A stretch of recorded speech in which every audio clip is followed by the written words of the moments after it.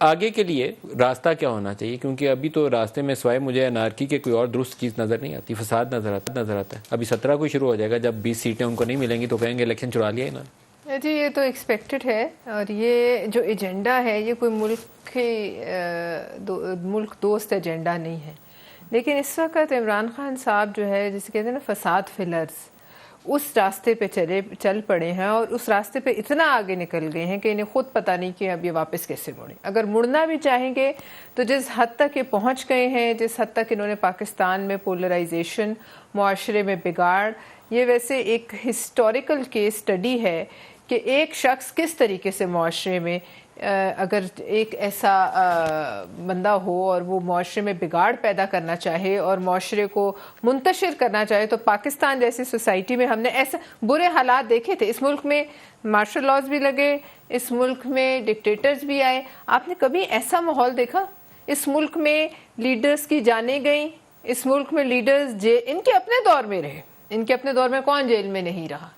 تو آج ایسا کیا ہوا ہے آج تک ایز وی ٹاک کہ جو ان کو اتنی جو ہے تکلیف ہو رہی ہے؟ ابھی تو ان کو گرم ہوا نہیں لگی ہے، ابھی کچھ ایسا ہوا ہے جو باقیوں کے ساتھ یہ کرتے رہے. ان کے دور میں آپ کو یاد ہے نیب نے وہ پکڑے تھے ایک ٹیچر، اس کی لاش کو ہتھ کڑی لگائی تھی.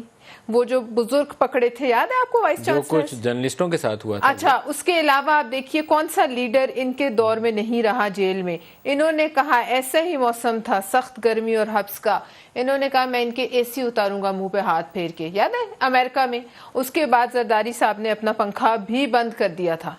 لیکن بات ہے کہ ان کے ساتھ تو ابھی کچھ ایسا ہوا ہی نہیں. ان پہ تو ہاتھ ڈلا ہی، ان کو تو پتہ ہی نہیں سیاسی مخالفین کیا کرتے رہے اس ملک میں، اور پارٹیز کو کیا کیا سہنا پڑا ہے، کیا کیا چیز انہوں نے بازی میں سر لگتا ہے. اس ملک میں سیاست میں بازی میں سر لگتا ہے صرف کھڑے ہو کر فساد اور میں نہ مانوں. اس سے کیا خیال ہے آپ کا؟ یہ کس کا 26 دسمبر 2020 کو میں دیکھ رہی تھی، ان کا بیان ہے انڈیا پاکستان فوج کے خلاف کیمپین رن کر ہے. یہ عمران خان صاحب کا 26 دسمبر 2020 کا بیان ہے. آج وہ کیمپین کون رن کر رہے ہیں؟ تمام ساز و سامان کے ساتھ، تمام ریسورسز کے ساتھ جو اس پارٹی کے پاس ہیں، وہ جو ان کے بڑے بڑے میڈیا سیل ہیں، وہ کس نے لگائے ہوئے ہیں؟ اور آپ مجھے بتائیے کہ اس پر کوئی تفتیش نہیں بنتی کہ یہ کس کے کہنے پہ کرے ہیں؟ میں یہ سمجھتی ہوں کہ یہ کہتے ہیں نا راہ حق پہ کون تھا؟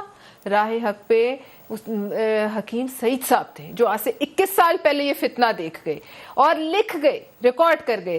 راہ حق پہ ڈاکٹر اسرار صاحب تھے، جنہوں نے بتایا کہ یہ کہاں سے فتنہ چل رہا ہے. راہ حق پہ تھے ایدی صاحب، جو کھول گئے.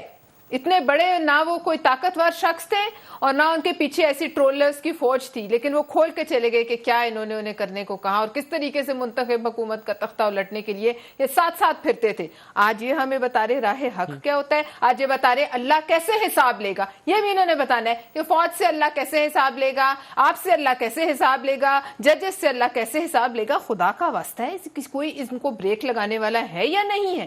یا پھر یہی ہے کہ فتنے میں اس قدر دھکیل دو کہ ملک جب ٹوٹتے ہیں تو اندر سے فتنے ہوتے ہیں تو معاشرے اور ملک ٹوٹتے ہیں. فوج کے خلاف بغاوت کرو. اور یہ کون سا ایجنڈا ہے؟